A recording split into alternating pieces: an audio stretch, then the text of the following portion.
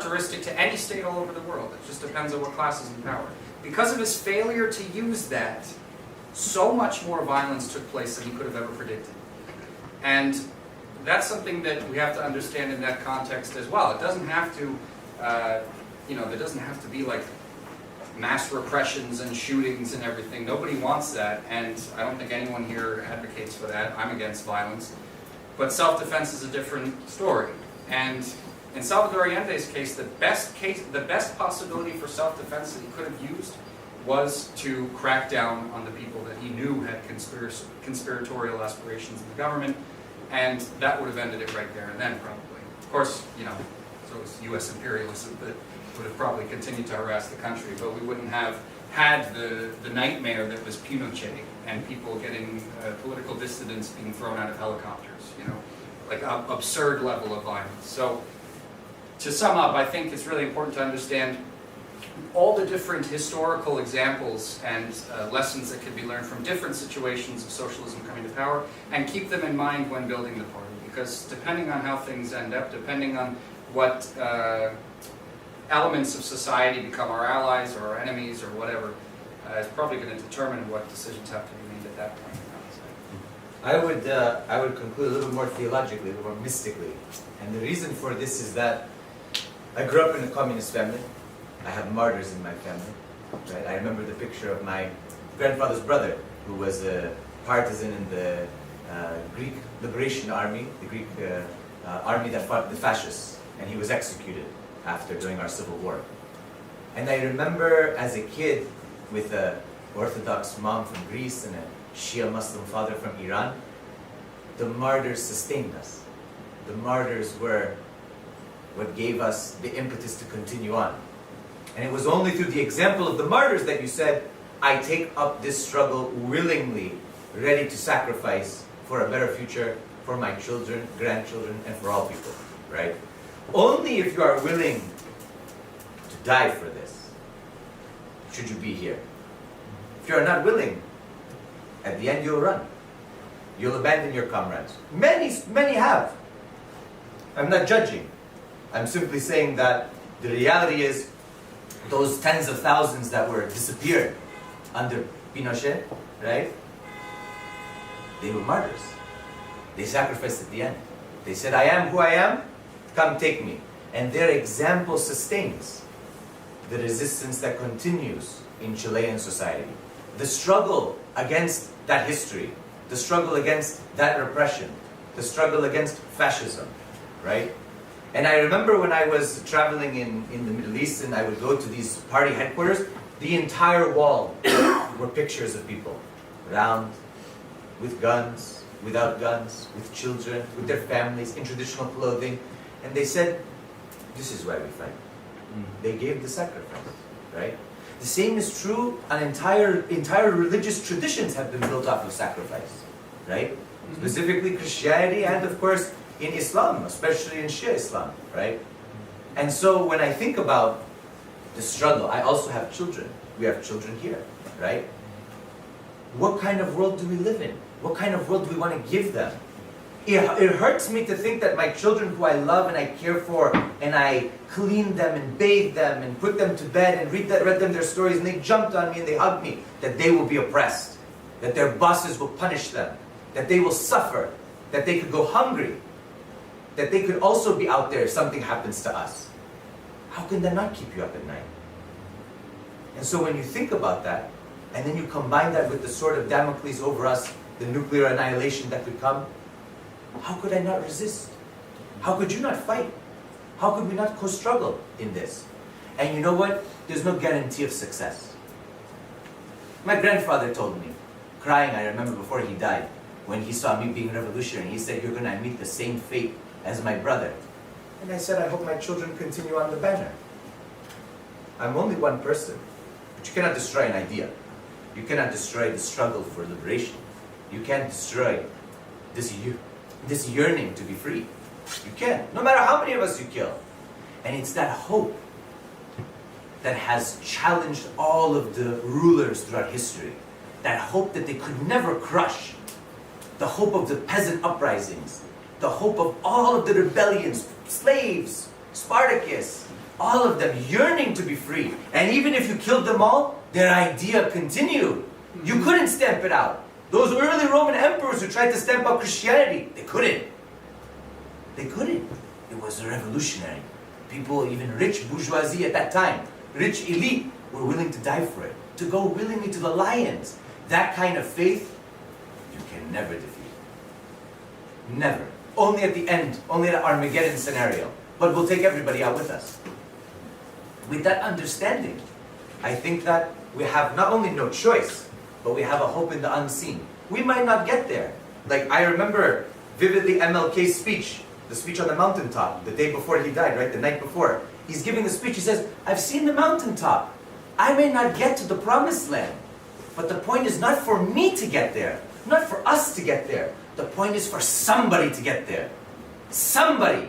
1 generation, 10 generations, 1,000 generations. Somebody should get there.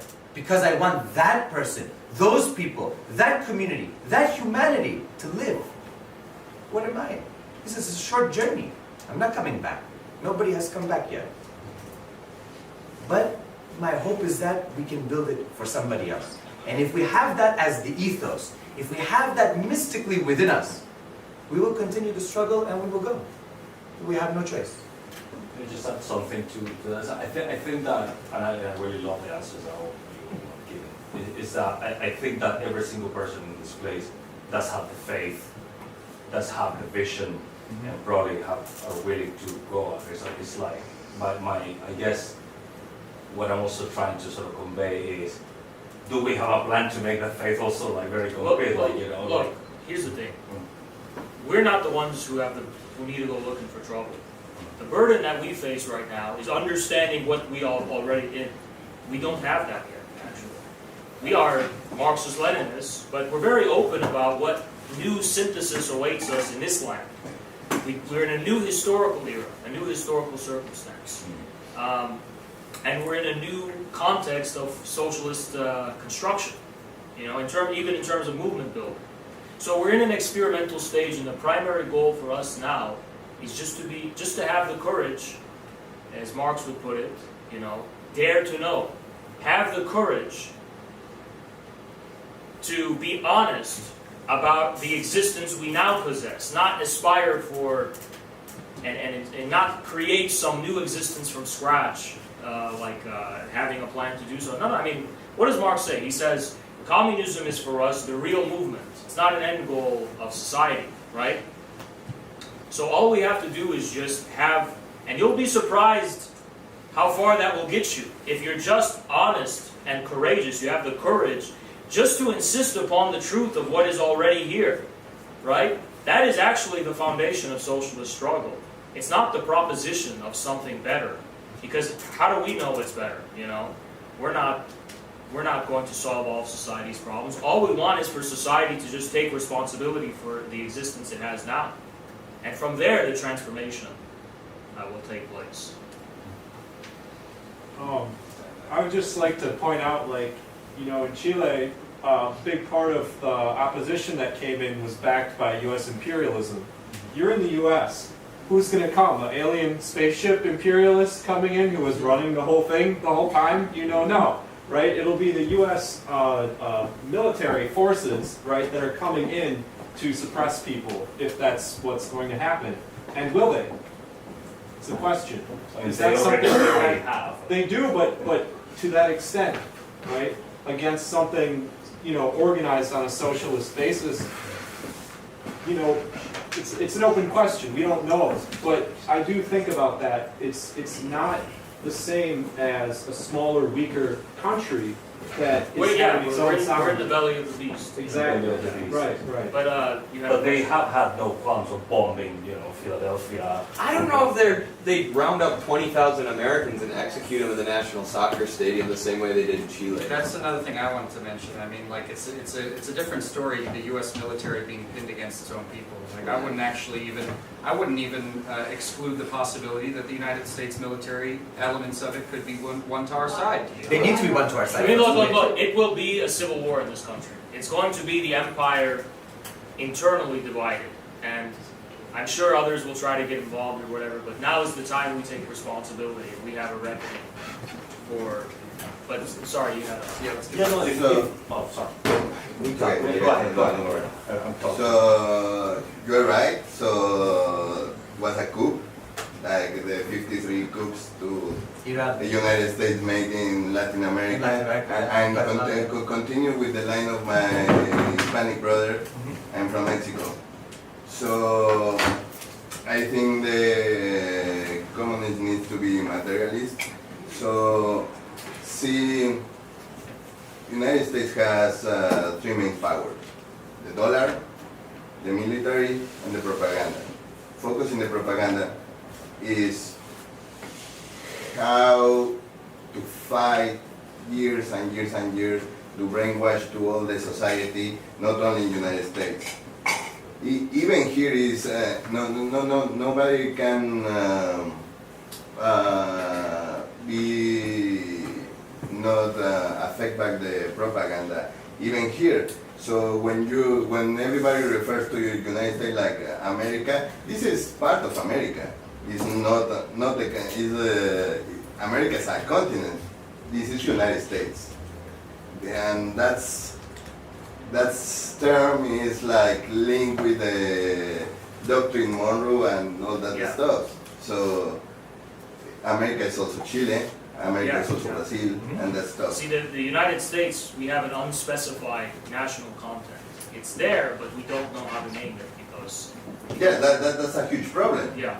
So and my question is how to fight about that propaganda. So Yeah. and you say that we need to be prepared. How to be prepared of that? How to be fight about that? So to answer very quickly, my whole, let's call it career, has been information warfare. So it's all been about propaganda. And I've kind of been on the receiving end. It's amusing from my perspective, but I suppose this is supposed to be like psychological warfare to destroy me. Is they make it personal, they assassinate your character, they do this, they do that. I mean, it's kind of interesting how this is done and so on and so on. But most people can't fight the info war well because of how psychological it becomes. It's not just about like I have this position, you have this position. It's very personal. It's for most people, right? So you kind of have to be a crazy person to sustainably fight the U.S. propaganda. But just to wrap it up really quickly, here's why I'm not worried about propaganda. It's actually kind of maybe the least of my worries. The information war is the thing that's easiest to fight, I think. Because, look, history before communism in modern capitalist society, Western society, it's just a series of constant gaslighting and forgetting about what happened yesterday. There's no kind of integral historical outlook where everything has culminated in one thing and it's a total inclusive view. See, the Soviets had a totally inclusive view of history. At every stage of historical existence, there was an ability to isolate and understand exactly how that's culminating in the present. So it's an integral, kind of inclusive outlook, where we have to have... See, the Soviet academies, it's very common in conversations, they fight over the past. Like, oh, who was historically progressive in 1432 or something? It's like, it has no seemingly practical significance, but it reflects a level of being accountable to history. Now, capitalist society, there's no accountability, but we can use that to our advantage. The whole history of anti-communism in the Cold War, guess what? All it takes is a new situation. People will forget it.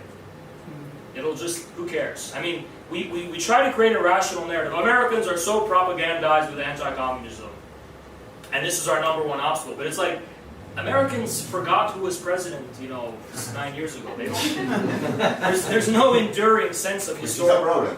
Yeah, but we can use that to our advantage because they don't have a sense of historical consciousness at all. It's just immediate, whatever the media says. I mean, look, I know this with my practical experience.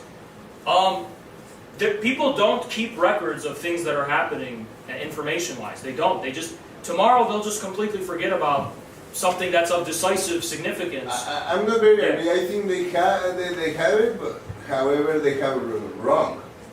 You know what I mean? Because Well, if you talk with history with the average people of here, Yeah. they only know about the history of here, and that's a huge problem. Well, I don't. See, I would kind of push back on that, I think. I don't think Americans know about their own history. I also. At all, yeah. As a U.S. history teacher, my students don't know. But also to his point, I mean, like there is a chunk of people today that believe that Kamala Harris is a communist. I mean, it's just like it's completely meaningless at this point. Or you can look at the idea that every election cycle is marketed as the most important election of all U.S. history. Like and like the fact that the Democrats have been saying that Donald Trump is the worst, it will be potentially the worst president in American history. I mean, do we know about Andrew Jackson, who like launched the Listen, Trail of Tears? I've seen so many radicals. They're so radical in between the 4 years. We're going to build a totally new party, screw the Dem. And then when the election cycle comes around, so for some reason, you know, the spirits are in the air or something, I don't know, and they forget, right? And they're just like, well, you know what though? Kamala Harris does make a good point. You know? And it's like, what, did you not remember 4 years ago? And they're like, well, that was, see, look, for Americans, the past has no substance. Everything is just a short attention span, the heat of the moment, immediately here and now, that's it. And that's why when we're facing the reckoning that I'm talking about historically, it's like, it's going to be bad. We have a lot of accounting to do as far as this endless cycle of short-term consciousness and existence has yielded us. I mean, we have a disaster on our feet, you know? I would also say that when I was talking earlier in the study of nationalism, the United States emerges after the revolution as a state with no nation. There was nothing binding the people except being subjects to an oppressive, monarchy that they ended up saying, we want to overthrow them. And not only that, there were many loyalists who ended up leaving and going back to Great Britain or to Canada. And they said, no, we remain loyal subjects of the crown, right? The problem with that, the experience is unique. Why? The United States as a national project is incomplete right now. Whereas, for example, in Mexico, during the revolutionary process and the building of Mexican identity, there was a fusion between not only the Hispanic heritage, the heritage of the conquistadors, and the entire imposition of Catholicism and Spanish ways of structure, but the reemergence of Aztec and Maya and indigenous society that were merged and fused with Mexican identity, right? But nothing like that happens here. There is no necessarily fusion of that. Why? Because the political project that emerged said they are not part of it. They're excluded from it altogether. Because the West says an Indian died is a better Indian. Correct, of course, because in Manifest Destiny, the understanding of the indigenous people was very different. It's not like there was a fusion, whereas in Central and South America, or even in the Caribbean, there was a necessary fusion that happened. It's a black history towards Spain. For sure, of course. The most of Latin American people doesn't know the real history about us. Correct, of course. So what I'm saying is that in that way we have one advantage. We can help be part of the creation of a new national identity here. Because the national identity is not yet set. The lack of historical consciousness, the inability to have a real historical understanding. For example, when I was growing up, my grandmother would talk as if 1453 was yesterday. She would say, when the Turks came to Constantinople, I'm like, that was 700 years ago, yeah. Like, what are you talking about? No, it was yesterday. The idea that 1204, when the Catholics came, and the Fourth Crusade, it was like yesterday. Because as a nation, the historical consciousness was so great that you could simultaneously telescope Plato, Aristotle, Paul in Athens, Constantinople, and the 1821. In the same person at the same time. There's nothing like that here. 1776, let's have a barbecue, July 4th. Barbecue. And you know, But what do they know about 1776? What do they know about the debates of the Constitution? You ask most law enforcement and military, they've never read the Constitution. It's like a religious document. I swear to uphold it. Article 6, no idea. Article 7, no idea. We'll ask the lawyer in the house, right? But in that way we have an advantage. We can be part, as communists, to build a new national consciousness, something unique to this society. We might not be successful, but that's our charge. And you know, one last thing, this is the terrifying thing of why takes a lot of courage to pursue this path. all we can do is speculate about what that will look like. It's an unspecified national content. We don't have the freedom to create it voluntarily based on our ideas. We have to be accountable to whatever form of national existence emerges at the end of the tunnel. Thank you. This one is sort of for all three of you since you've traveled extensively, but could you talk a little bit about your observations of or experiences with various people's organizations in these other socialist states, stuff like youth organizations, worker organizations, what they look like there, and what you think those observations, how you think those observations might inform our own practical activities? Sure, absolutely. Yeah, I mean, I was in Russia, I was in Moscow, and I have to tell you, the young communists and the young socialists over there, totally different league than us. They're very educated, they're very professional, they're just not that weird, you know. They're very normal, you know, and they're very like well-read and cultured. I was very impressed by it, and it's a type of excellency that's kind of lacking. I think here. Radicalism is inherently antisocial because we don't have an established tradition. We don't have a revolutionary tradition, right? So people just kind of feel like they can run around naked or something. Who cares, right? I have some interesting observations on a sort of individual level that I think really give some interesting insight into North Korean society, to be honest. Several things I noticed when I was there is that everyone has smartphones, by the way, in North Korea. I don't know if you guys know That's capitalism. Yeah. Everyone has North Korean produced smartphones, and none of them message each other. They all call each other, even though they can message each other. And I noticed that. I was like, that's really strange. Like, it's you know how like I guess Gen Z these days, you know, you call them and they're like, can you write to me? Like, don't message. Like, calling is considered kind of boomer thing. Over there, the fact that I really believe that the fact that the society is so socially oriented has made that a social norm that people call on the phone actually. And I'll give you another example of this sort of like very hyper social society, and you might even say like it's connected to their collectivist mentality also. When decisions are made on stuff, and I witnessed this when I was traveling with the Russian delegation, and we had a whole North Korean team with us to help us like do our jobs and everything. Before any decision is made, they all like run into a huddle and like talk for like 2 seconds, and they're like, okay, the collective has come to a decision.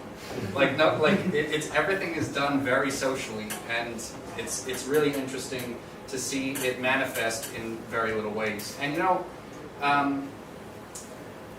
Another thing that I observed that I spoke to some of the North Koreans about as well, and I found really interesting. You know, when Americans and people in the West see North Koreans on the TV waving flags in unison or like marching in columns and stuff, they're like, oh, look at these unfree people. It's 1984. I know it's 1984, but dude, like to them, this is like a holiday.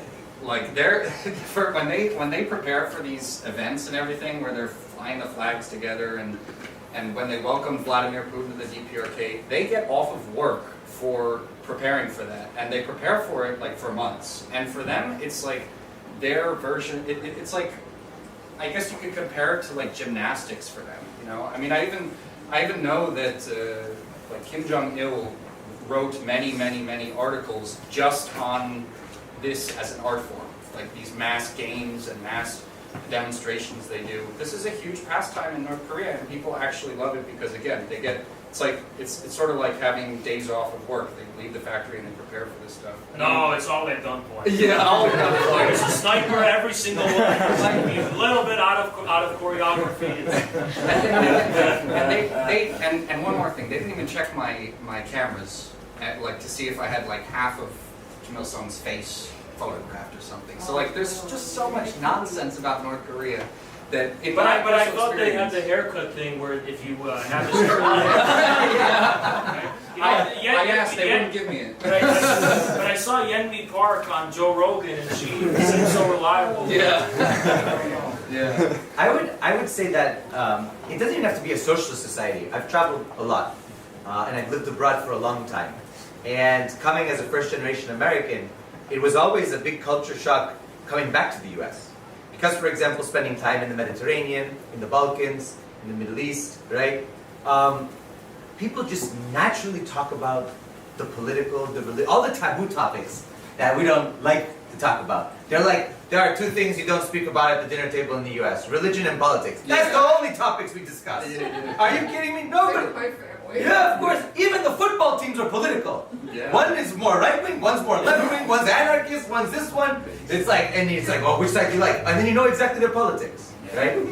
The thing is that social belonging, social interactions are very much what the ancient Greeks spoke about as being political animals. That our discussions, walking into a market, you hear political conversations of people bickering and yelling and this, like, and that's just historically what's happened in these areas. From time immemorial. Philosophers bitching and complaining about what's going on and what's happening in the city-state. Byzantines talking about the red and blue and green teams in the hippodrome, which were political. They were different factions of the ruling elite, right? It's the same. We have no culture like that here. We have a very superficial kind of nationalism. Oh yeah, it's disrespectful too. You never see Greeks wearing their flag as underwear or as a tank top. Really, I think about this because I served in the US Army. I always found it very strange. I say, people are dying for this flag supposedly, for their freedom. And you want to wear it as underwear. Russians don't understand it either. They think it's so weird. It's very strange coming from, because we don't do it. It's like U.S. patriotism is a proxy for a collective identity in general, not just American. It's just in general. In general. We're all individuals, but as soon as we want to be collective or something, let's wave the U.S. flag. That's the mentality. But a very shallow thing. Whereas for other peoples, it's a sacred thing. They have holidays for the flag, right? Kids learn to respect it. You know, kids learn to, in a way, it's a relic.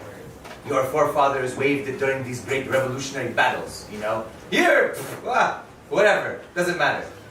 And what I mean by this is that, especially in socialist societies, and remember, I was a teacher. I was a student, but I taught in China as well. So I went to the university, and especially was next to a high school. So I would walk, and in the morning, 7 a.m., all the students lined up like military, like this. And they're singing the anthem, and everybody's saluting, and I thought to myself, they're going to win. This is what winning looks like. This is winning. Really? I walk into the classroom, everybody stands up. Hans probably knows because culturally we're from the same part of the world. But when I grew up, and even to today, an older person walks in the room, everybody stands up. Greetings, you know, kissing hands, kissing them like 3, 4, 10 times, however many. In this society, nobody cares. I walk in the classroom, Mr. Helali. Some of them even call me my first name. I say, excuse me, I'm Mr. Helali. Hey, come on. But they're like, I'm a friend to them. I'm not a friend, I'm a teacher. I am your teacher. Friends you have amongst yourselves. We have no understanding of that. Everything has been smushed together. That somehow your parents are your best friends. No. We maintain. In China, they maintain that order. Some people are like, it's feudalism. What feudalism? It's very important for development that we have some differentiation here. Right? In Russia and North Korea, it's the same thing I noticed as well. And specifically in Russia, since I've lived there for so long, I can say that the same applies to genders. Like, when in Russia, when someone sees a man or a woman, there's a sort of respect for that person with the assumption that they have a certain list of responsibilities as a man or a woman, and a sense of a set of responsibilities and privileges that comes with each gender, and it's different between men and women. And it's really difficult to describe because it's like, for us, considered some sort of conservative concept, I think, but there's just that sort of sense of, I guess, traditional respect for people just for being a man, or just for being a woman, or just for being a teacher, or just for being a farmer or a worker. We don't have that here. Well, I mean, look, my Marxist professor said America's the most conservative country on earth, so I don't know what you guys are. We're so conservative compared to everything. They're also liberal over there, you know. I will say something simple as, and I used to pay attention to this, older people come onto public transportation in this country, very few people stand up. Yeah. Pregnant women come on, very few people. In the societies I've lived in and visited, even in Latin America, people get up. Yeah. And if Look you it up. don't, other people shame you for it. You will scold. Yeah, of course. What's going on here, right? I mean, look, in the U.S., it's kind of like it's this culture war bullshit where they have to put it in a box, conservative or liberal. Around the world, it's just having the minimum of a social awareness and understanding. You know, that you have obligations to the people around you. Whereas here, where I mean, you can't blame people here because it's a dog-eat-dog country. Every man for himself. So why should we care, right? But And I will conclude with one thing, and this was a very important thing. When I was traveling, when I was younger, I was like, the US, I'm gonna leave, I'm gonna move abroad. Every intellectual, every revolutionary I met, and I've been to Cuba, Nicaragua, Venezuela, DPRK, China, Vietnam, Laos, I've been Russia, all over, right? Even former socialist countries. Everybody says, we made our revolution. Why are you gonna come live here? We didn't. You didn't do it. Why do you deserve to come to us? You should go back because you know the language, you know the people, you know the culture. Have a revolution there, then we can all be free. You see how smart they were. They said, we're gonna live off of our fruit? You haven't put in the work for it, right? We put in the work for it, and we suffer still because of it, right? Under crippling sanctions and coercive measures. But go back and do it here. That's why the nihilism that exists here amongst the quote-unquote left, the fact that, we all have to leave, but we also have to struggle here. If we all leave, who's going to struggle here? Nobody's going to struggle here. This system's going to get more repulsive and barbaric. We need to struggle here.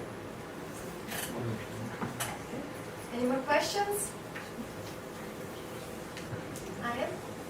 So, on the topic of like primitive accumulation, I was studying and looking into French history, right, and how you had the Sun King Louis, right, and he was able to consolidate the church in his hands and then rally the peasants against the middle nobility, right, and this was termed absolutism, right, and this is what Hegel talks about in the philosophy of rights, right, but eventually you had the middle nobles getting discontent and the Enlightenment milieu being active in overthrowing. Huh? Sorry. In overthrowing the established king after his son took over, and then those same nobles were able to sort of like remove and shelter the king to make him the king's son to make him incompetent, right? And then when you had the French Revolution start, you had the Committee of Public Security, right, under Robespierre, Herbert. And these were radical figures that talked about, executing someone for hoarding capital, right? And then subjecting that capital to redistribution, right? And advocating for class war, right? And these were figures within this bourgeois revolution, right? And then eventually they were deposed by the I forgot what it's called. I have it written down. Reaction, right? And then you had the reemergence of the liberals, right? That's where they emerged from. And conservatives. And conservatives, right? But these were the classical liberals, and they were all nobility, right? Mm-hmm. For the same nobles that like sheltered the king and made him incompetent, the king's son. And they took over and they began vying for it because they don't want the radical reforms that the Committee of Public Security was advocating for along class lines and stuff and redistribution and stuff like that. They wanted to have let's have a constitutional monarchy, and. But it's the Committee of Public Security that like pushed the revolution with the sans close and stuff like that, right? They found themselves in this reign of terror, right? Under the control of like the same peasants that were rallied against them under the king, right? So obviously the result of that, right, was the emergence of Napoleon and stuff, and the defense of the French Revolution and what it stood for and stuff, right, against the reaction from Europe, the monarchs. So I was just wondering. Was something similar to that occurring? I know it obviously happened in England with the land enclosures, right? Again, you had the King Henry, like with the Anglican Reformation, doing the land enclosures to take land away from the church. Something similar happened with Tsarism. The church being consolidated under the monarchy, right? Was some form of reaction occurring within the United States as well? When we had our revolution in 1776, would you point to a certain figure or event where like the old nobility took over again, I could answer, I talked about it in my US history class. Certainly. And the main question that emerged after the victory after everything, right? Now we're an independent state. The first main question was not to reproduce the aristocratic ways of Great Britain here in the U.S. But what did they do? It was very fascinating. It's a very unknown history. One of the first things that the revolutionary soldiers did, and especially the officers, was starting to create orders. And Thomas Paine was very against this because he said, you're going to reproduce the aristocracy of old. For example, the Order of Cincinnati, right? Eventually the sons and daughters of the American Revolution, right? Various orders recognizing who came on the Mayflower. Who said, well, that comes later, and that's from the Catholic. But I'm talking about specifically American orders, right? And what did this do? It entrenched in a new mythology, right? Those who helped to propagate the revolution while subverting a lot of the most emancipatory elements of the American Revolution. Why? Because by privileging the officers of for example, the Revolutionary Army, by privileging those who had been at the forefront of the creation of the United States, right? Then you were able to create a new elite. And they had their own clubs, they had their own membership, by blood, by the way, which are still today, right?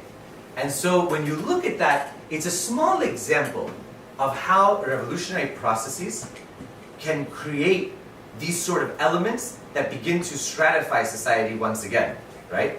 And in the midst of that, you have rebellions. Shays Rebellion, you have many, and these were revolutionary soldiers and veterans themselves who were protesting while the officers are enjoying a new elite, right? And so I think that at the same time that you have an emancipatory movement, that you have an Enlightenment movement, very revolutionary, by the way. The U.S., the revolution, the American Revolution, was an inspiration to Simon Bolivar, to Toussaint Louverture, to the French, to the Russians, to the Vietnamese, everybody, because of what it held at the highest theoretical level, not necessarily what it produced practically. Practically, there were issues, of course, but there was a lot of respect for the early revolutionaries because they did something world historic at the time. It was progressive from how most Marxists understand it. Forget about academics here who have some new interpretations of it. It still was progressive. It was progressive for Ho Chi Minh. It's good enough for me, right? Mao had a great admiration for George Washington, even though, okay, he's a bastard, but he's our bastard, you know? So I think with that understanding, certainly, of course, it didn't produce a liberated society. We're not living in one. That's why we're here. We're struggling for one. But I think we can learn from the various ways in which the unevenness of the revolution and its outcomes led to where we are today. However, I will say one thing to conclude. The American Constitution is the longest lasting constitution in world history. Aside from, okay, people are going to say some small city-state in Italy in which it doesn't even function. It has, de facto whatever. But in terms of a functioning state with a constitution, the U.S. Constitution remains number one. And every year that goes on, it remains number one. It continues, regardless of the rest. It is a miracle that this one document and these three branches have not cannibalized themselves in 200 plus years. That in and of itself, and in law school, when we started to look at it, I was so shocked. I said, this is really a miracle in a way. Because otherwise, other societies, France, you know how many constitutions they have? They're like in the Fifth Republic now, right? So please, don't talk to me about Europe. They keep churning over. Forget about Greece. Greece is a disaster. We're in like the 10th Hellenic Republic. The main thing is this. There's something enduring in that. I think it would be important for us to understand that a little bit deeper. To understand how this document maintains and endures, and what that could teach us, because the Marxists who created their own constitutions looked to the U.S. Constitution as an example. I have a follow-up question to that.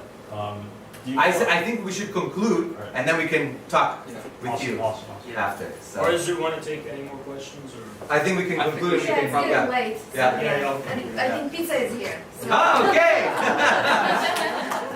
Thank you all.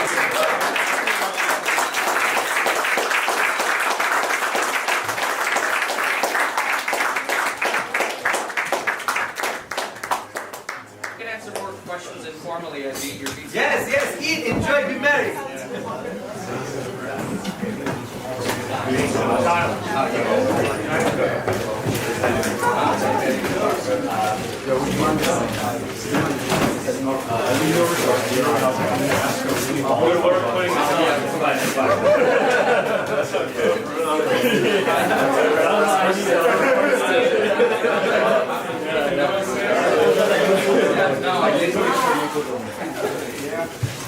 I wouldn't have proven this because you were clean.